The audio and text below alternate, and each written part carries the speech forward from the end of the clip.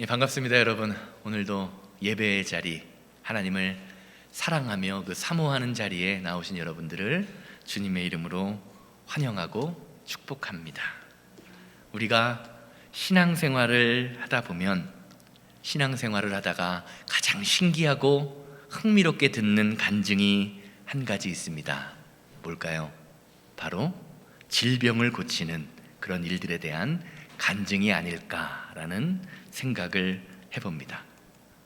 현대의학으로는 고칠 수 없는 질병에 걸린 사람, 아니 현대의학으로도 그 병의 원인이나 이름조차 알 수 없는 그런 질병에 걸렸던 사람이 의사와 병원도 모두 포기한 상황, 이런 상황 가운데에서 모든 것을 하나님께 맡기고 기도했더니 하나님이 치유해 주셨다라는 그런 간증을 듣게 되면요, 우리는 그 이야기가 무슨 영화나 드라마의 이야기를, 스토리를 듣는 것보다 더 흥미진진하게 느껴질 때가 있습니다.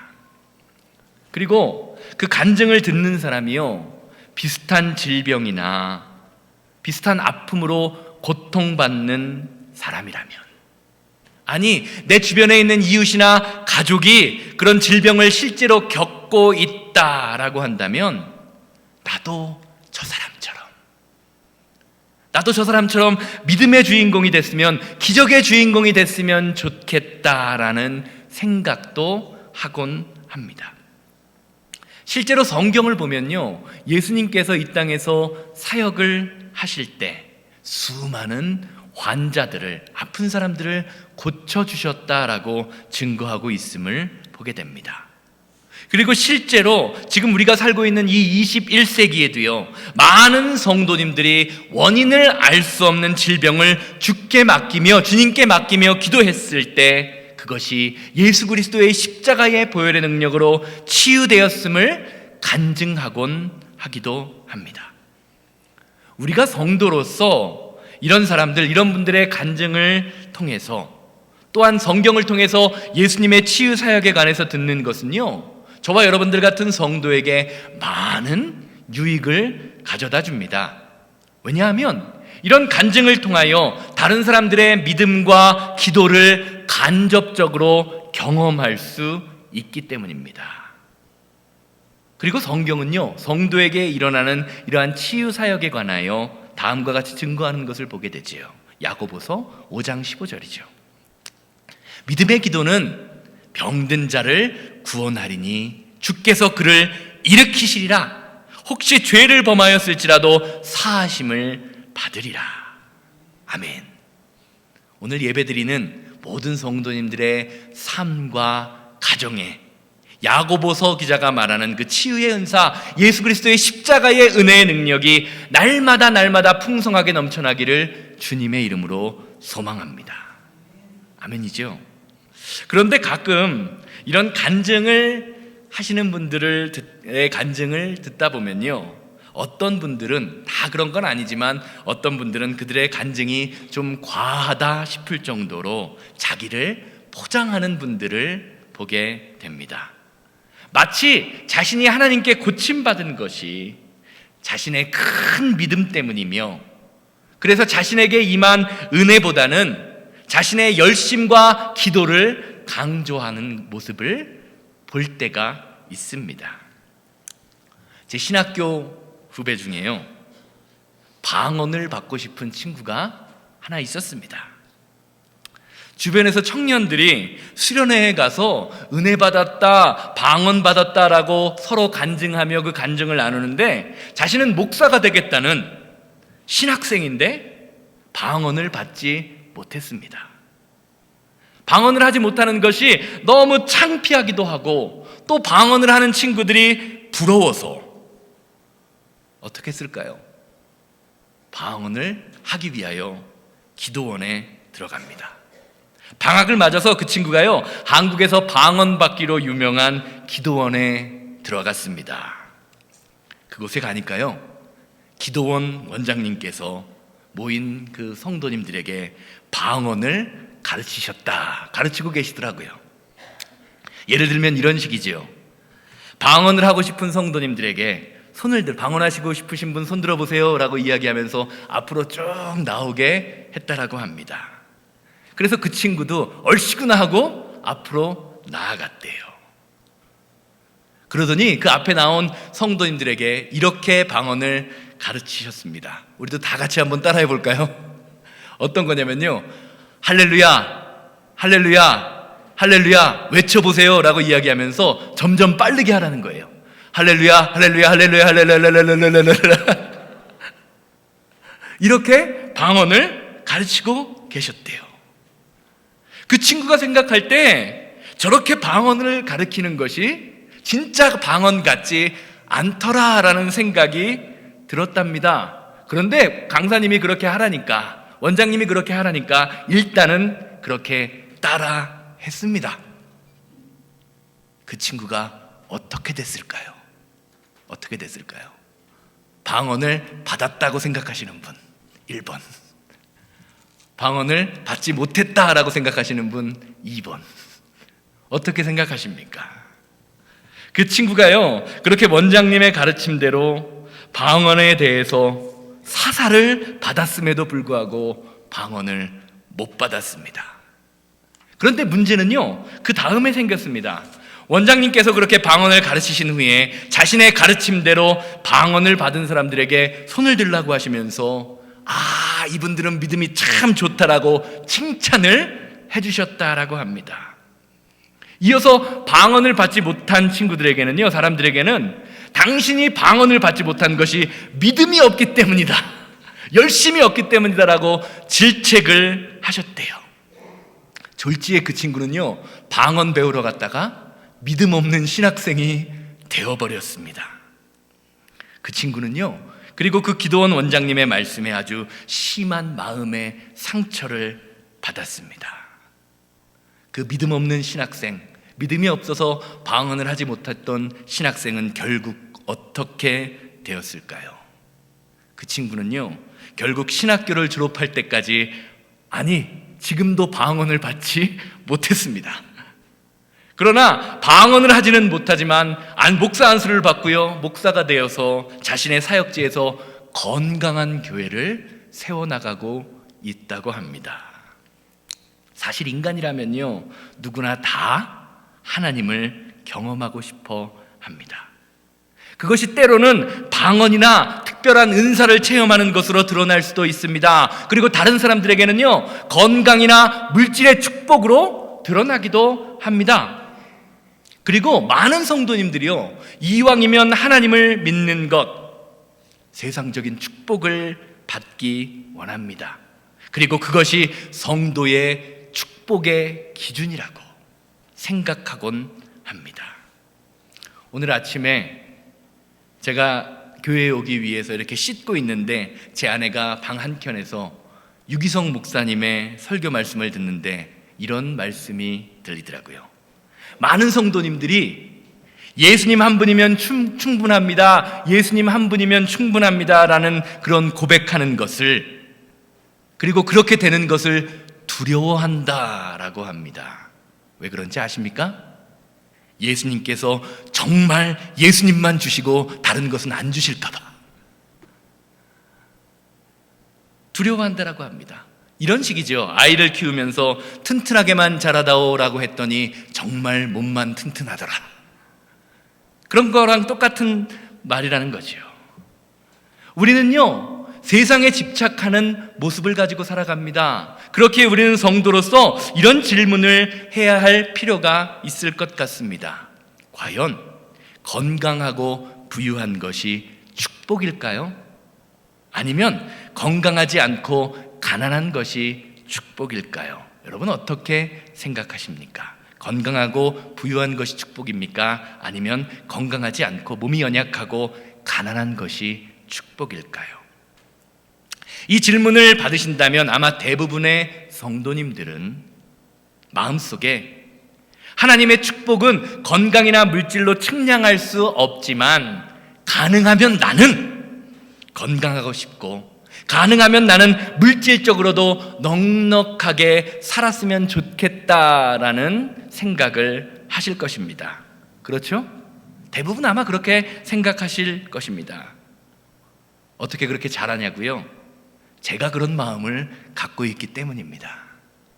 저도 목회를 하지만 이왕이면 건강하게 하나님의 사역을 하면서 물질적으로도 쪼들리지 않고 넉넉하게 생활하고 싶은 마음이 있습니다. 사람이라면 이런 마음을 갖는 것이 정상입니다. 그런데 우리 주변을 살펴보면요, 우리 주변에는 항상 연약하고 부족한 사람들이 눈에 보입니다. 그리고 그런 사람들에게 세상적 성공의 기준이 하나님의 축복의 기준이 조건이 되어버리면, 그러한 것을 기준으로 가져다 대면요, 그들은요 늘 하나님의 축복 가운데 소외된 느낌을 받을 수밖에 없는 것입니다.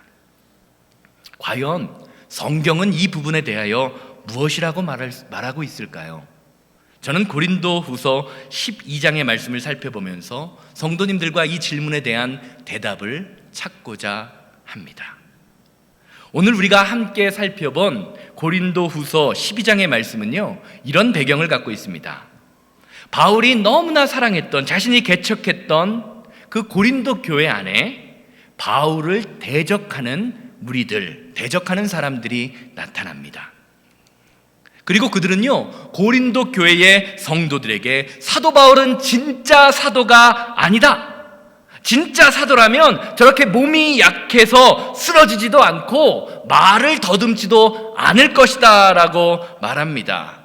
사도 바울의 모습을 봐라, 우리나 당신들보다 사도 바울이 과연 나은 것이 무엇이 있느냐라고 비방을 합니다. 그리고 고린도 교회의 성도들은요, 사람들의 이런 비방의 소리를 듣고 부정적인 소리를 듣다 보니까 사도 바울에 대한 좋지 않은 감정이 생기게 됩니다. 정말로 그런가? 정말로 사도 바울이 우리보다 몸도 약해 보이고 별것 아닌 것 같아 보이는데 라는 생각을 하게 되는 거죠. 그리고 결국에는요, 고린도 교회를 방문하고자 하는 사도 바울을 거부합니다. 오지 마십시오. 이에 사도 바울은요, 자신의 사도직에 대한 당위성과 복음의 참된 의미를 성도들에게 편지로 썼고, 이것이 고린도 후서의 주된 내용입니다. 특별히 오늘 우리가 읽은 고린도 후서 12장 말씀은요, 자신이 가지고 있는 육신의 질병에 대한 자신의 고백을 적어 놓고 있습니다. 학자들은요, 사도 바울이 꼽추였을 것이다 라고 증거합니다. 꼽추일 뿐만 아니라 그는 간질을 하고 있어서 치료약이 없는, 그때 당시 치료약이 없는 그 간질병을 앓고 있어서 심심하면 거품을 물고 쓰러졌다라고 이야기합니다. 또한 부활하신 주님을 만난 그 예수님을 빛으로 만난 그 사건 때문에 눈에 충격을 받아 안질이 걸려 눈도 잘 보이지 않았을 것이라고 추정합니다. 그래서 갈라디아서 4장 말씀을 보면요, 갈라디아 교회 성도들이요, 할 수만 있다면 내 눈이라도 뽑아서 사도 바울에게 드리겠다라는 고백을 하는 것을 보게 되지요. 가뜩이나 당시 유대교의 분위기 속에서 질병이 걸려서 약한 삶을 살아가는 것은 하나님에 대한 징벌로 여기고 있던 상황이었기 때문에 복음을 전하는 사도가 그러한 질병들 한 가지도 아니고 여러 가지 질병을 가지고 있던 것 자체가 당시 성도들에게는 이해가 되지 않는 부분이었던 것입니다. 그것이 마음속에, 그러한 의심이 마음속에서 발전되어 사도 바울의 사도의 당위성, 사도 바울이 진짜 사도인가라는 의심이 생기게 된 것입니다. 바로 이런 배경 속에서 사도 바울은요, 자신이 소유하고 있는, 자신이 가지고 있는 질병에 대하여 이렇게 고백합니다. 12장 7절 말씀 함께 보십니다. 여러 계시를 받은 것이 지극히 크므로 너무 자만하지 않게 하시려고 내 육체의 가시 곧 사탄의 사자를 주셨으니 이는 나를 쳐서 너무 자만하지 않게 하려 하심이라. 아멘. 오늘 말씀을 보면요, 사도 바울은요, 자신에게 있는 육신의 연약함, 질병들이요, 수많은 하나님의 비밀을 경험한 바울 자신의 교만을 막기 위한 겸손의 도구라고 고백하고 있습니다. 물론 사도 바울도요, 이 사실을 인정하기까지 시간이 걸린 것이 사실입니다. 8절 말씀을 보면요, 그가 자신의 질병 때문에 하나님께 3번이나 기도했다라고 증거합니다. 그것은 사도 바울 스스로도요, 사람들이 보기에, 그리고 자신이 생각하기에 자신에게 있는 질병들이 하나님의 사역을 방해한다라고 생각했기 때문에 그러한 기도를 드렸던 것입니다. 그래서 사도 바울은요, 자신의 질병을 가리켜 스스로 사탄의 사자다라고 고백하는 것이지요. 그런데 하나님께서는요, 이런 사도 바울의 기도에, 열심 있는 기도에 응답하지 않으십니다. 그리고 오히려 그에게 이렇게 응답하십니다. 9절 말씀 함께 보시기 바랍니다. 나에게 이르시기를 내 은혜가 내게 족하다. 내 능력이 약한 데서 온전하여짐이라 하신지라. 그러므로 도리어 크게 기뻐함으로 나의 여러 약한 것들에 대하여 자랑하리니 이는 그리스도의 능력이 내게 머물게 하려 하심이라. 아멘. 내 능력이 약한 데서 온전하여질 것이다. 사실 이 말씀은요, 우리가 너무나 잘 알고 입술로도 고백하는 사실이지만 막상 이 삶이 내게 현실로 다가온다면 쉽게 받아들이기 어려운 것 또한 사실입니다. 왜냐하면 우리가 이 세상에서 꿈꾸는 가장 이상적인 상황은요, 내가 건강한 것, 내가 풍성한 것에서, 풍족한 것에서 시작된다고 믿기 때문입니다. 그런데 성경은요, 하나님의 강함이 우리의 강함, 우리의 풍성함에서 시작되는 것이 아니라 우리의 연약함을 통하여 드러나게 될 것이다. 우리의 연약함을 통하여 드러나게 된다고 증거합니다. 내 능력이 약한 데서 온전하여 질 것이다. 아멘. 믿으십니까? 이 비밀을 깨달았던 사도 바울은요, 자신의 약함을, 자신의 질병을 받아들입니다. 그리고 이제부터는 자신의 강함을 자랑하는 사람이 아니라 자신의 약함을 자랑하는 사람으로 변하게 됩니다. 5절 말씀 함께 보시기 바랍니다. 내가 이런 사람을 위하여 자랑하겠으나 나를 위하여는 약한 것들 외에 자랑하지 아니하리라. 아멘. 사랑하는 여러분, 성도는 자신의 약함을 자랑하는 사람입니다. 믿으십니까? 아니, 오히려 그리스도 예수께서 내 삶을 통해 나타나심을 드러내기 위하여 의지적으로 스스로 약해져야 합니다. 그것을 우리는 나의 것을, 나의 건강과 물질과 시간을 십자가에 내려놓는다. 십자가에 내려놓는다라고 말합니다. 오늘 말씀을 준비하면서 한 신부님의 이야기가 오늘 말씀과 너무 잘 어울리지 않나라는 생각을 해보았습니다. 그분은 벨기에 출신의 다미엔이라는 신부님입니다. 앞에 사진 한번 보시기 바랍니다. 왼쪽에 있는 것은 젊을 때 신부님의 사진이고요, 오른쪽에 있을 때는 아주 늙고 병든 모습의, 아주 초라한 모습의 신부님이지요. 얼굴도 이상하고 손도 좀 이상합니다. 왜일까요? 그 이유는 이분이 문둥병 환자였기 때문입니다. 24살의 나이에 하와이에서 사제 서품을 받은 신부가 된 다미엔 신부님은 하와이의 작은 섬인 몰로카이라는 곳으로 가겠다라고 자원을 합니다. 왜냐하면 그곳에 문둥병 환자를 격리하는 격리시설이 있었기 때문입니다.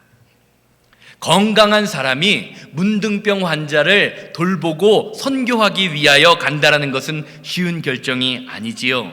그래서 주변 사람들도 그 몰로카이 섬에 가는 것을 말립니다.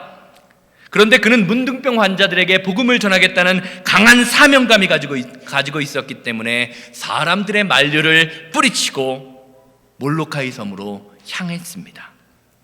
그런데 막상 몰로카이 섬에 도착했을 때 다미안 신부님의 헌신과 봉사와 마음을 받아주는 환자들은 아무도 없었습니다. 왜냐하면 그들이 보기에 자신들은 사람들로부터 하나님께 저주받았다라고 손가락질 받는 문둥병 환자였지만, 다미엔 신부는 자신들을 경멸하는 사람들과 똑같은 건강하고 멀쩡한 사람이었기 때문입니다. 아무리 다미엔 신부가 그들을 향하여 하나님이 당신을 사랑하십니다, 건강한 것만이 축복이 아닙니다 라고 외쳐도 그들에게 복음이란 건강한 사람들만 누릴 수 있는 사치에 불과해 보였던 것입니다. 결국 이런 상황 속에서 다미엔 신부가 어떻게 했을까요? 그는 하나님께 대하여 이렇게 기도합니다. 하나님, 저에게 문둥병을 주십시오. 그래서 내가 저들과 같아져서 저들의 마음이 열릴 수만 있다면, 그래서 저들이 사랑하시는 하나님의 마음을 전할 수만 있다면 문둥병을 가지는 것이 저에게 은혜이며 축복입니다. 주님, 저에게 제발 문둥병을 허락하여 주시옵소서. 결국 다미엔 신부의 기도가 응답되어서 그는 문둥병에 걸립니다. 그리고 병든 몸으로 자신과 똑같이 고난당하는 사람들에게 다가가 복음을 전하고 주님의 사랑을 전하다가 주님의 품에 안기게 됩니다. 한번 생각해 보시기 바랍니다. 문둥병에 걸렸던 다미엔 신부가 행복했을까요? 아니면 불행했을까요? 어떻다고 생각하십니까? 문둥병에 걸리고 나서 큰일 났다, 나는 이제 죽었다 라고 생각했을까요? 하나님 감사합니다 라고 생각을 했을까요? 사랑하는 여러분, 성도의 가장 큰 축복은요, 저와 여러분들의 삶을 통하여 예수님이 증거되는 것입니다. 예수님만 증거된다면요, 문둥병에 걸리는 것, 약해지는 것, 가난해지는 것은 그 다음 문제입니다. 그런데 우리는 왜 이 사실을 안다고 하면서도 여전히 건강과 행복이 축복의 조건인 것 마냥 그것을 꽉 움켜쥐고 놓지 못하고 있을까요? 오늘 말씀을 보시기 바랍니다. 하나님은요, 우리에게 있는 사탄의 사자를요, 축복과 은혜로 바꾸시는 분입니다. 그리고 이런 축복은요, 저와 여러분들의 기도를 통하여 이루어집니다. 7절 말씀을 보세요. 7절 말씀을 보면요, 사도 바울은 자신에게 닥친 그 질병들을 사탄의 사자라고 고백합니다. 그런데 그가 하나님 앞에 기도했을 때, 그의 질병을 바라보는 영적인 눈이 띄어졌을 때는요, 그 질병을 더 이상 사탄의 사자라고 고백하지 않습니다. 대신에 하나님의 은혜라고 고백합니다. 내 은혜가 내게 족하다. 믿음의 눈이 띄어졌을 때요, 사탄의 사자에서 똑같은 것이 하나님의 은혜로 둔갑되는 것을 보게 됩니다. 사랑하는 여러분, 우리가 우리에게 닥친 상황, 우리에게 닥친 인생을 어떻게 바라보느냐에 따라서 그것이 사탄의 사자로 보일 수도 있고 하나님의 은혜가 될 수도 있음을 오늘 말씀을 통하여 바라보시기를 바랍니다. 그러기에 우리는요, 우리에게 정말로 필요한 것은요, 문제를 똑바로 바라볼 수 있는 믿음의 눈이 필요합니다. 그러기 위해서 우리는 기도하며 하나님 앞에 나아와 예배하는 것입니다. 하나님에 대한 확실한 신뢰를 가지고 주님 앞에 기도할 때 하나님께서 저와 여러분들을 믿음의 사람, 은혜의 사람, 은혜를 바라볼 수 있는 사람으로 변화시켜 주시기 때문입니다. 왜냐하면 온전하여진다. 오늘 말씀에서 온전하여진다라는 것은요, 내 뜻과 내 계획이 내 삶에 서는 것이 아니라 하나님의 뜻과 말씀이 내 삶에 서는 것이기 때문입니다. 우리가 인생을 살다 보면요, 하나님께서 때때로 저와 여러분들을 알 수 없는 상황으로 이끌어 가실 때가 있는 것처럼 느껴집니다. 때로는 그것이 질병의 문제로 다가올 수도 있고요, 때로는 그것이 재정적인 어려움으로 느껴질 때가 있고요. 때로는 그것이 가족을 잇는, 가족이 죽음을 바라볼 수밖에 없는 아픔과 상처의 문제일 때도 있습니다. 아마 오늘 예배드리시는 여러분들 가운데에도 그 알 수 없는 길 때문에 할 수 있는 것이라곤 탄식밖에 없는, 눈물 흘릴 수밖에 없는 그런 상황에 빠지신 여러분들이 있을지도 몰라요. 그런 분들을 향하여 오늘 하나님께서 여러분들에게 이렇게 말씀하고 계시고 있습니다. 내 능력이 약한 데서 온전하여질 것이다. 하나님 앞에 나아오십시오. 하나님께서는 알 수 없는 길을 가장 좋은 길로 바꾸시는 분입니다. 세상의 실패와 성공에 집중하지 마십시오. 세상의 실패는 실패가 아닙니다. 실패 가운데 여전히 하나님과 동행하고 있다면, 그래서 내 입술을 통하여 하나님이 고백되고 내 삶을 통하여 복음이 증거되고 있다면 그 길은 실패가 아니라 성공의 길입니다. 오늘 본문 말씀이 이것을 저와 여러분들에게 알려주고 있습니다. 여러분을 가장 좋은 길로 인도하시는 분, 그분이 우리가 믿는 하나님입니다. 이런 점에서 성도가 누려야 할 축복의 기준은요, 건강이나 성공, 실패와 좌절, 그런 상황에서 찾는 것이 아니라 지금 이 순간 내가 힘들고 어려운 상황에도, 잘 나가고 건강한 상황에도 하나님을 찾고 있는지, 하나님과 동행하고 있는지가 기준이 되어야 하는 것입니다. 사랑하는 여러분, 여러분은 누구와 동행하고 계십니까? 여러분의 삶을 누가 이끌어가고 계십니까? 결론적으로 말씀드리겠습니다.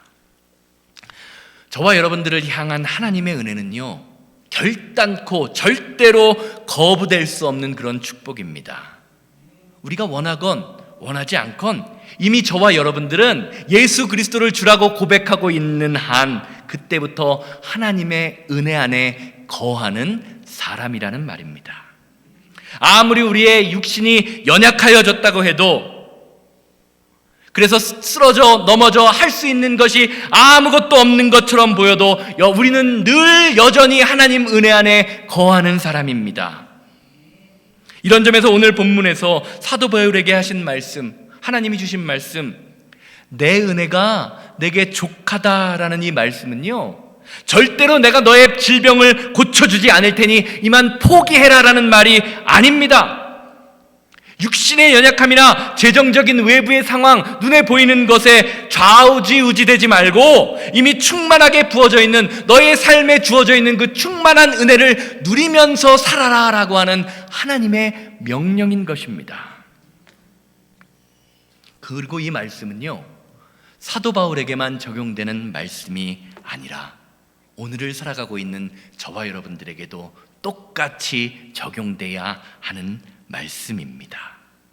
내 은혜가 내게 족하다. 내가 약할 때에 온전함이 드러날 것이다. 예수님 안에 거하는 한, 예수님을 고백하는 한 저와 여러분들은요, 세상 누구보다도 복받은 사람입니다. 믿으십니까? 옆 사람 보고 한번 고백해 주시기 바랍니다. 복 받으셨습니다.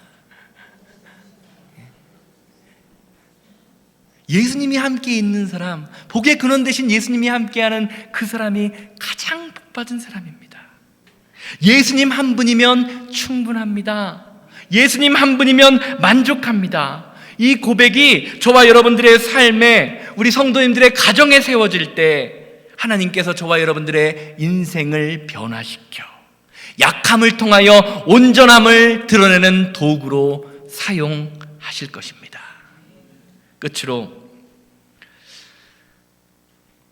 송명희 시인의 그 시를 소개하면서 찬양하고 예배를 마치려고 합니다.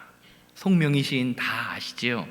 중증 뇌성마비 환자입니다.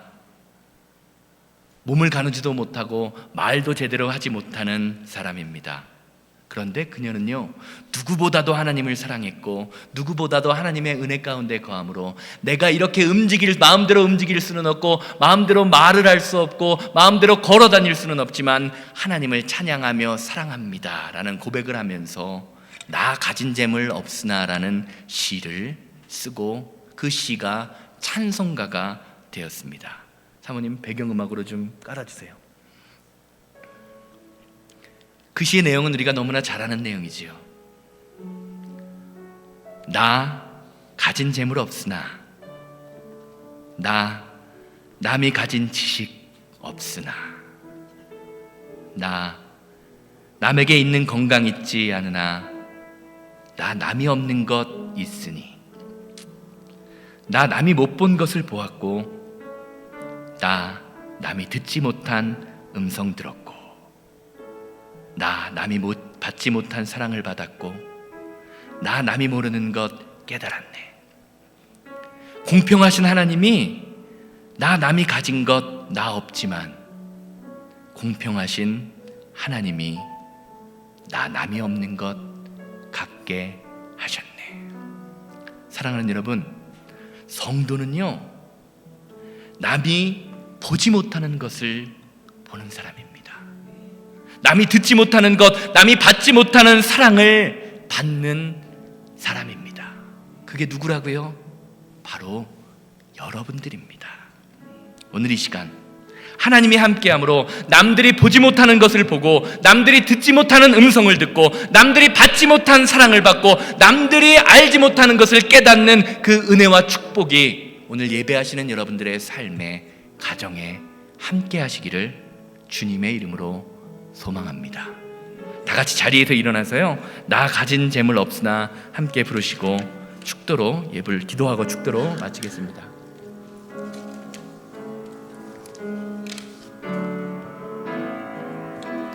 가진 재물 없으나 나 남이 가진 지식 없으나 나 남에게 있는 건강 있지 않으나 나 남이 없는 것 있으니 나 남이 못 본 것을 보았고 나 남이 듣지 못한 음성 들었고 나 남이 받지 못한 사랑 받았고 나 남이 모르는 것 깨달았네.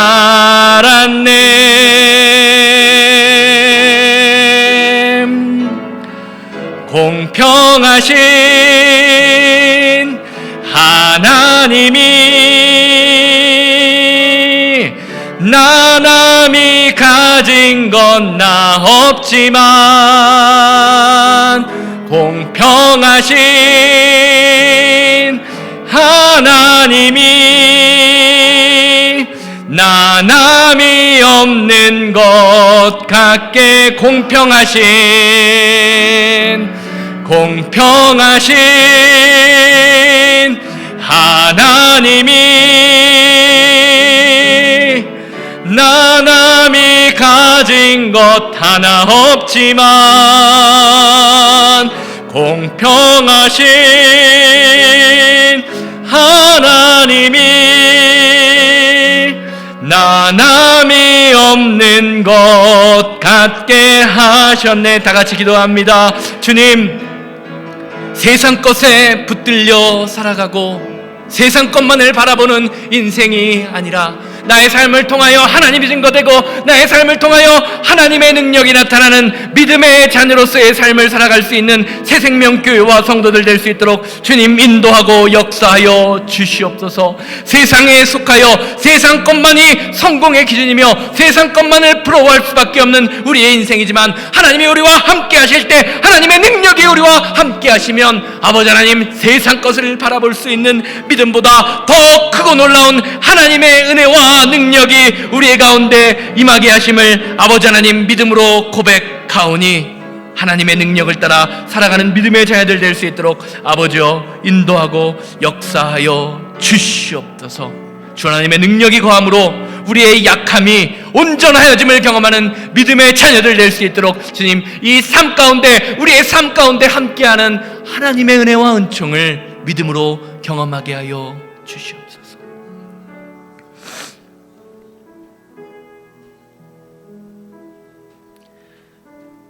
주님,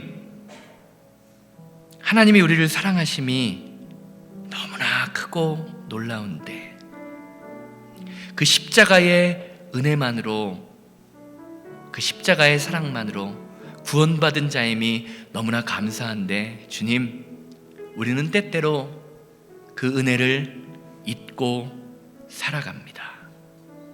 그래서 내가 원하는 것, 내가 바라는 것이 완전하고 온전한 축복이라고 믿으며 세상 것만을 구하면서 살아왔습니다.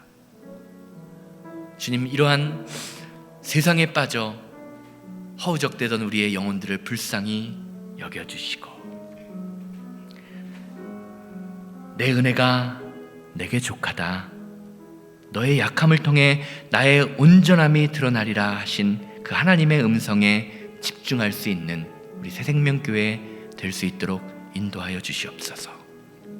그래서 이제는 내가 세상에서는 재물도 좀 부족하고 남이 가진 지식도 갖지 못하고 건강도 있지 않으나 남이 못 본 것을 보며 남이 듣지 못하는 것을 들으며 남이 받지 못한 사랑받는 자임을 믿음으로 깨달을 수 있는 우리 새생명교회와 성도들 될 수 있도록 주님, 우리의 마음과 생각을 주장하여 주시옵소서. 이제는 우리 주 예수 그리스도의 은혜와 아버지 하나님의 거룩하심과 성령님의 감화감동 역사하심이 예배를 마치고 삶의 자리로 돌아가 의지적으로 우리의 강함을 주님께 내어드리고 약한 자가 되기 원하는 우리 성도님들의 삶과 가정과 사업장, 그리고 만나는 모든 사람들 위해 이제로부터 영원토록 함께 있을지어다. 아멘.